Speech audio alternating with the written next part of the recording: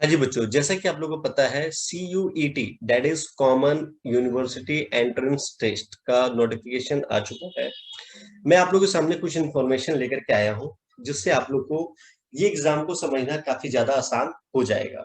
ठीक है, important points पहले देख लेते हैं हम लोग। क्या है? Conducted by NTA। इस एग्जाम को जो कंडक्ट करवा रही है वो NTA कंडक्ट करवा रही है। पहला पॉइंट तो क्लियर हो चुका है। दूसरा, this is the gateway for the admission to colleges. ठीक है, अब क्यों इसको इंपॉर्टेंस दिया जा रहा है? Because class 12 marks are no longer the criteria for admission. मतलब क्लास 12 में जो आप लोग भारी भरकम मार्क्स लाते थे जिससे आप लोग का अच्छे अच्छे यूनिवर्सिटीज में डायरेक्ट एडमिशन हो जाता था, तो वो क्राइटेरिया बिल्कुल हटा दिया गया है। ठीक है, मतलब आपको CUET का एग्जाम देना कंपलसरी है, तभी आपको उस 54 सेंट्रल यूनिवर्सिटीज में एडमिशन मिल पाएगा। इसलिए मैंने इस पॉइंट को यहाँ पे मेंशन किया हुआ है, used by all 54 central universities. ठीक है, बट स्टेट यूनिवर्सिटीज में also take the admission with the help of CUET। अगर CUET का एग्जाम आपने दे रखा है तो आप ये स्टेट यूनिवर्सिटीज में भी एडमिशन ले सकते हैं। ठीक है, चलिए इसके बाद क्या है? एप्लीकेशन प्रोसेस आपका फर्स्ट वीक ऑफ अप्रैल से स्टार्ट हो जाएगा। ठीक है, एक्सपेक्टेड डेट है, फाइनली नहीं आया है, कोई अनाउंसमेंट नहीं किया गया है। एग्जाम जो है वो भी एक्सपेक्ट किया जा रहा है फर्स्ट वीक ऑफ जुलाई से हो जाएगा। ठीक है, ये सभी चीज CBT मोड में होगा।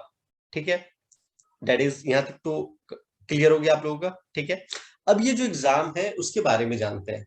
ठीक है, तो ये एग्जाम जो है वो 2 शिफ्ट में होगा। ठीक है, पहला शिफ्ट जो है दैट इज कंपलसरी, सभी के लिए कंपलसरी है।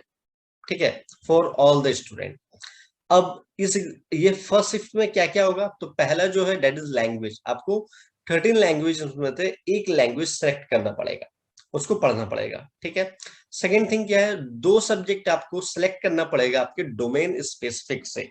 ठीक है, जो भी आप कोर्सेज के लिए अप्लाई कर रहे हो जिस यूनिवर्सिटीज में, वहां का 2 सब्जेक्ट जो है वो आपको पढ़ना पड़ेगा। ठीक है, थर्ड आपका क्या है कि एप्टीट्यूड टेस्ट या रीजनिंग, जो कि एनालिटिकल हो या जो भी चीजें वो मेंशन अभी हो जाएगी। ठीक है, टेंशन लेने वाली बात नहीं है। बस ये जान लो कि एप्टीट्यूड टेस्ट या रीजनिंग टाइप का कुछ तो एक सेक्शन होगा वहां पे। ठीक है, अब देखिए शिफ्ट बी का बात करते हैं। ठीक है, शिफ्ट ए तो समझ में आ गया, 3 चीजें रहेंगी। एक लैंग्वेजेस है, दूसरा क्या है? 2 सब्जेक्ट आपको पढ़ना है अपने डोमेन स्पेसिफिक से, जिस भी चीज के लिए आप अप्लाई करते हो। ठीक है, थर्ड थिंग एप्टीट्यूड। ठीक है, अब शिफ्ट बी की बात करते हैं, ये ऑप्शनल है। अब ये पता कैसे चलेगा सर किसको देना है किसको नहीं देना है?